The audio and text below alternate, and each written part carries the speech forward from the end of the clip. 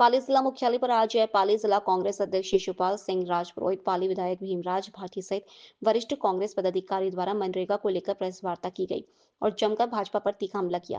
Press वार्ता को संबोधित करते हुए जिलाध्यक्ष ने बताया कि केंद्र सरकार द्वारा इसका नाम बदला गया, योजना में पूरा बदलाव कर दिया गया, इससे यह जन विरोधी बताया। साथ ही गरीबों, दलित और मजदूरों की कमर तोड़ने की साजिश बताया। उन्होंने बताया कि इस योजना में काफी बदलाव कर दिए गए और योजना का राज्य सरकार पर 60% भार डाल दिया गया है। कांग्रेस पार्टी इसका पुरजोर विरोध करेगी। कांग्रेस पार्टी ग्राम पंचायत स्तर से लगाकर राष्ट्रीय स्तर तक इसका विरोध करेगी और आने वाले दिनों में आंदोलन करेगी। मनरेगा बचाने के लिए धरने दिए जाएंगे। प्रेस वार्ता में कांग्रेस पार्टी के वरिष्ठ पदाधिकारी एवं कार्यकर्ता भी सम्मिलित हुए।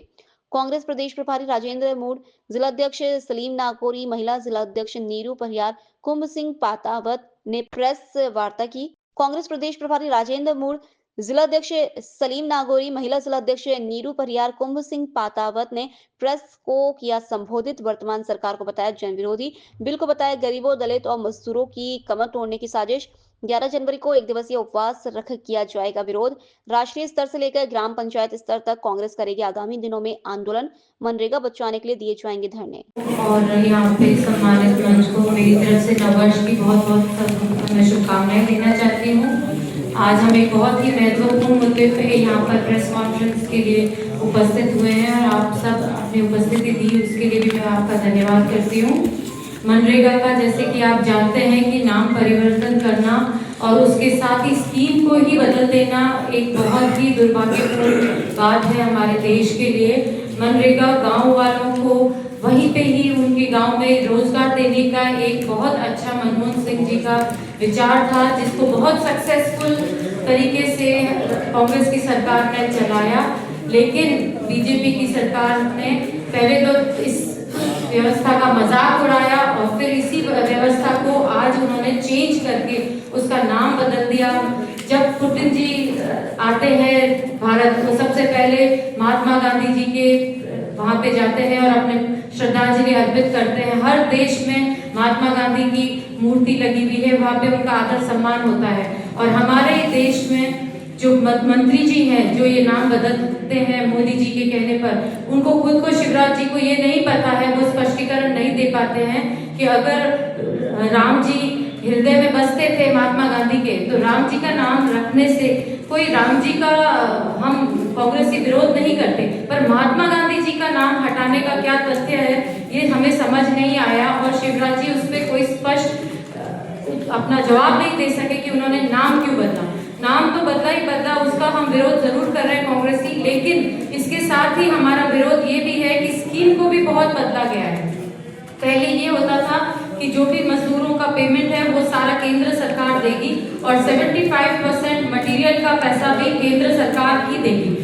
लेकिन अब ऐसा कर दिया है कि 60% लेबर का पेमेंट भी राज्य सरकार को वहन करना है और मटेरियल का भी करना है। तो उससे राज्य सरकारों पर जो आर्थिक संकट आया है वो मुझे नहीं लगता कि ये योजना इस प्रकार राज्य सरकार कैरी ऑन कर पाएगी। दूसरा, मैंने देखा है कि पहले मनरेगा का कार्ड 5 साल के लिए बनता था, अब मनरेगा का कार्ड सिर्फ 3 साल के लिए वैलिड होगा, फिर से आपको वापस अपना कार्ड बनवाना पड़ेगा।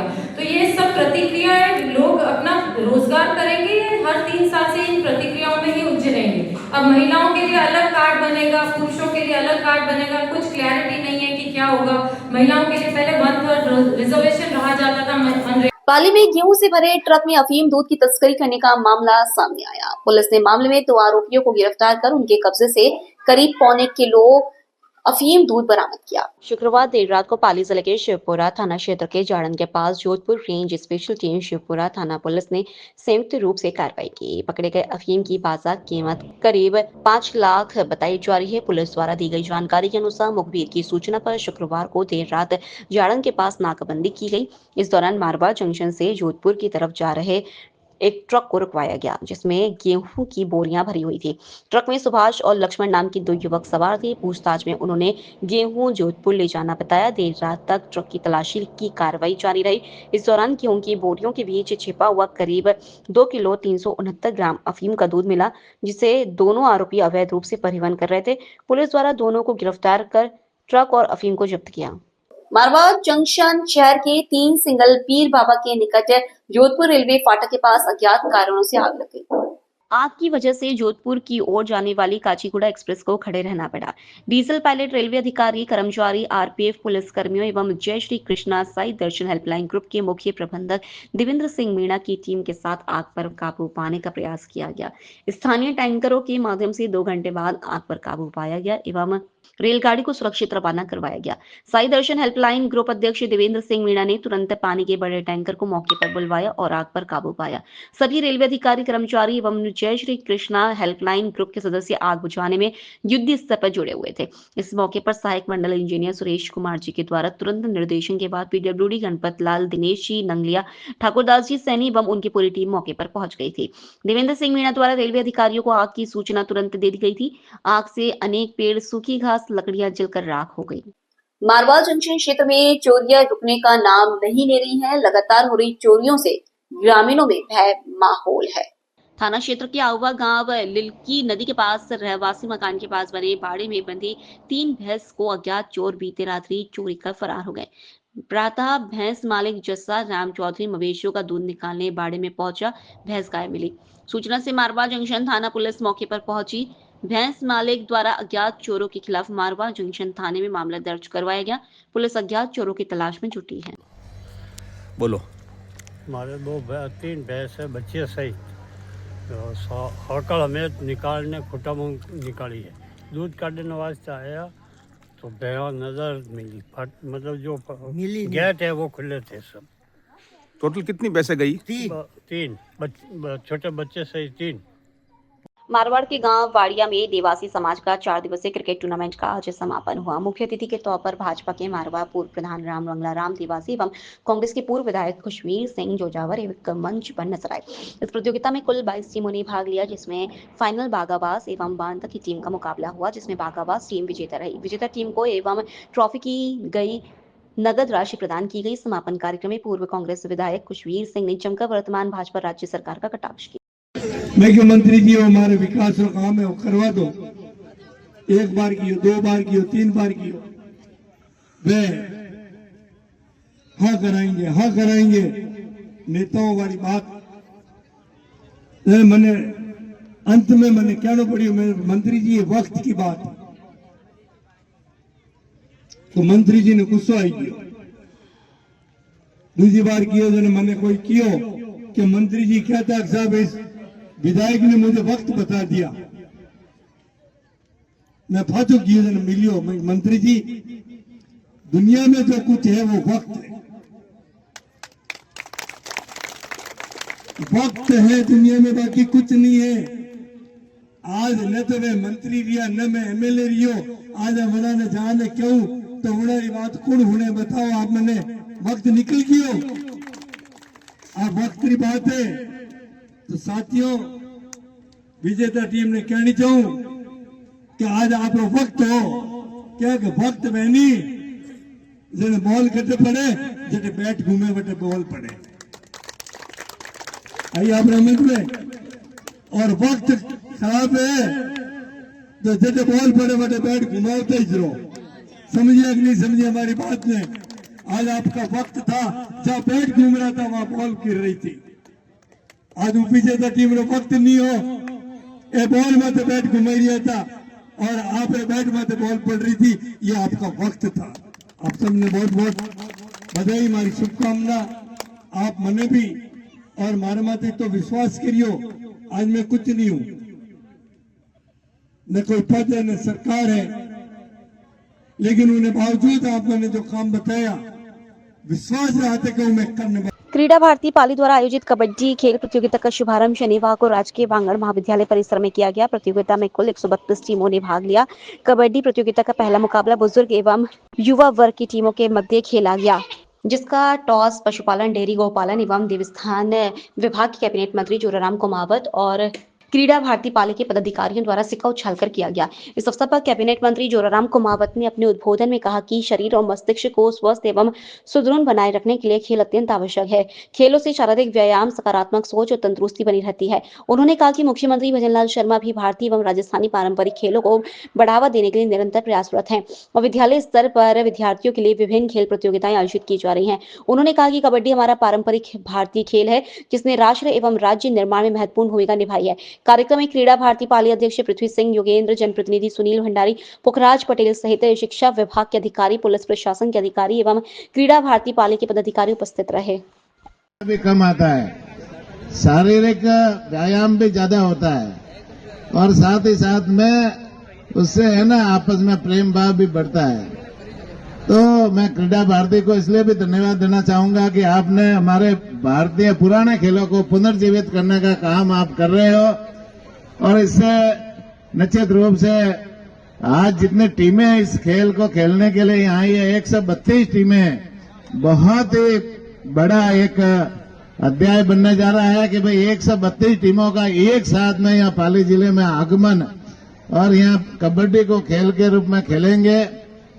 तो निश्चित रूप से आपस में टीमों का एक दूसरे से मिलना भी होगा, आपस में परिचय भी होगा, बच्चों का एक दूसरे से परिचय भी होगा, संपर्क भी बढ़ेगा और खेल खेलते हुए शारीरिक रूप से मानसिक रूप से विकसित भी होंगे और निश्चित रूप से देसूरी उपखंड क्षेत्र के खिमाड़ा थाना अंतर्गत बोलागुड़ा गांव स्थित नागणिया माताजी मंदिर में एक बार फिर चोरी की घटना सामने आई। अज्ञात बदमाशों ने मंदिर का दान पात्र लूट लिया और साक्ष्य मिटाने के उद्देश्य से सीसीटीवी कैमरों की केबल काट दी। यह वारदात बदमाशों के बढ़ते दुस्साहस को दर्शाती है। इसके अलावा मंदिर के पास स्थित एक मकान में भी चोरी का प्रयास किया गया। ग्रामीणों का कहना है कि ये पहली घटना नहीं है, इससे पहले भी क्षेत्र में चोरियां हो चुकी हैं, लेकिन अब तक ठोस कार्रवाई नहीं होने से बदमाशों के हौसले बुलंद है।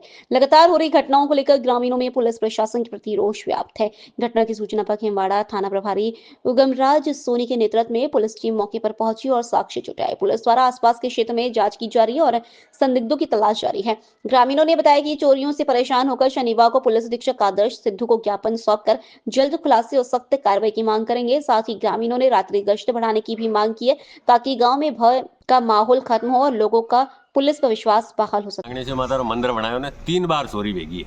पुलिस प्रशासन री अतरी शिथिलता है ऐसा के कोई जोश नहीं आज दिन तक क्लू मिल रहा है वरना रिपोर्ट दे रहा हो, जोश दे रहा हो, पूरा गांव भेड़ो मैंने कह रहा हो, पर आज दिन तक कोई चोरी नहीं खुली है ऐसा। अलावा नागणेश्वर मंदिर रे अलावा गांव में खूब ताड़ा टूटा खूब चोरी लाखों रुपये रो सामान गयो से। भयों तक भयों गायो और मकोना रा ताड़ा दूजा खूब टूटा सा, कोई पार ही नहीं है। अब गांव वाला परेशान वे न पुलिस तो कोई कार्रवाई करेला नहीं है। एसपी ने पेश वहाँ 12 बजे से लेके 5 बजे तक कंटिन्यू मोबाइल गश्त चालू है और जहाँ बड़े कस्बे हैं वहाँ पैदल गश्त वाले भी जाते हैं। नहीं, ग्रामीणों का कहना सर ग्रामीणों में ने भी ये स्वीकार किया कि पुलिस की गश्त की गाड़ी आती है हमेशा। ये मैं मौके पे गया था उस टाइम, धोनी का भी कहना है तो उन्होंने वो गाड़ियाँ देखते हैं। रही बात चोरी की तो 4 महीना पहले 3 महीने पहले या 3.5 महीने पहले एक वारदात हुई थी। उसमें हम लगभग उसमें खुलासे कर ही लेंगे। सस्पेक्ट जो है वो हमारे बिल्कुल नज़र में। और बाकी रही बात रात की चोरी की तो ये वारदात हुई है और इसको जल्दी हम कोशिश करके खुलासा करने की कोशिश करेंगे। इस मंदिर को तीसरी बार अज्ञात चोरों ने निशाना बनाया तो कहीं न कहीं पुलिस पर भी तो सवालिया खड़ा निशान हो रहा है कि पुलिस बिल्कुल वारदात हुई है सर। और एक बार पूर्व में जो हुई थी उसमें खुलासा भी हुआ था इसका, कई बार पकड़े गए थे और अभी भी कोशिश करके खुलासा करेंगे। क्या हुआ रात को मंदिर में से कितने क्या चोरियां हुई है, रिपोर्ट आई है क्या? मंदिर से हाँ बिल्कुल मुकदमा दर्ज हो गया और 50-60 हज़ार नकदी जाना बता रहे हैं। ताला तोड़ के दरवाज़ा तोड़ के चोरों ने चोरी की वारदात को अंजाम दिया। चोरों का आतंक लगातार बढ़ रहा है तो पुलिस इस पे और कोई शनिवार को पाली जाते समय राजस्थान सरकार के कैबिनेट मंत्री जोराराम कुमावत तकतगढ़ पहुंचे। इस दौरान उन्होंने नगर पालिका उपाध्यक्ष मनोज नामक के निवास पर पहुंचकर एसआईआर को लेकर चर्चा की। मंत्री ने मतदाता सूची से संबंधित कार्यों में आवश्यक दस्तावेज समय पर तैयार रखने की बात कही और आमजन से बीएलओ के कार्य में पूरा सहयोग करने की अपील की। दौरे के दौरान नगरवासियों ने मंत्री कुमावत के समक्ष तकतगढ़ में स्थायी पटवारी की पदस्थापना की मांग रखी। मंत्री ने इस मांग को गंभीरता से सुनते हुए संबंधित स्तर पर उचित कार्रवाई का आश्वासन दिया। इसके बाद मंत्री किसान नेता की माता चैनीबाई एवं संदीप के पिता छगनलाल मिस्त्री के निधन पर शोक व्यक्त करने उनके निवास पहुंचे और परिजनों को सांत्वना दी। इसी क्रम में पावा गांव में मंदिर सहित कई घरों में हुई चोरियों का मामला भी मंत्री के संज्ञान में लाया गया। इस पर मंत्री कुमावत ने थाना अधिकारी शैतान सिंह को चोरी की घटनाओं का शीघ्र खुलासा करने के सख्त निर्देश दिए। थानाधिकारी ने जल्द से जल्द मामले का खुलासा करने का आश्वासन दिया। इस अवसर पर नगर पालिका अध्यक्ष ललित राम कंवर, पार्षद देवाराम, सुरेश सुथार, दिनेश कुमावत, राम सिंह कंबावत, किसान नेता सुधीर चौधरी, गजेंद्र सिंह, रमेश माली, मोंटू सिंह, वीराराम चौधरी सहित अनेक भाजपा कार्यकर्ता उपस्थित रहे। आज माननीय कैबिनेट मंत्री जी जोराराम जी तखतगढ़ पधारे थे और सबसे महत्वपूर्ण SIR को लेकर जो कार्यक्रम चल रहा है और उसका पुनरीक्षण का जो कार्य है, तो उसमें जो हमारे BLA 2 लेवल के कार्यकर्ता थे उनसे बैठकर चर्चा की। जिनके नए नाम जुड़वाने हैं, संशोधन करना है, उसके संबंध में विस्तृत रूप से चर्चा करके और दिशा निर्देश दिए हैं कि ये जो सरकारी जो BLA है उनसे आप संपर्क करके उनके साथ मिलकर एक एक वोटर के बारे में स्थिति स्पष्ट करें कि कोई भी मतदाता इस निर्वाचन से छूटना नहीं चाहिए और कोई ऐसा मतदाता नहीं होना चाहिए जो जिनका देहांत हो गया हो, उनका नाम हटाया जाना चाहिए। कहने का मतलब एकदम स्पष्ट रूप से स्थिति क्लियर हो जाएगी। नगर की समस्या को लेकर कोई चर्चा रही? बिल्कुल, नगर की समस्या को लेकर तो कोई चर्चा नहीं, क्योंकि यहाँ पर वर्तमान की जो पोजीशन है उसमें जो ऐसी कोई विशेष समस्या है नहीं। पानी, लाइट और ये जो सफाई की व्यवस्था है वो सुचारू रूप से चल रही है, बाकी की व्यवस्था चल ही रही है। और 2 जगह कहाँ गए? हाँ, एक ये तखतगढ़ के अंदर जो मृत जो लोग हैं उनके घर पे उनके परिजनों को सांत्वना देने के लिए भी आज उनका दौरा रहा है। ठीक। अभी मतदाता पुनर्निरीक्षण का कार्यक्रम चल रहा है और उस SIR के कार्यक्रम में मतदाता और नए मतदाताओं के नाम जुड़वाने की प्रक्रिया भी चल रही है।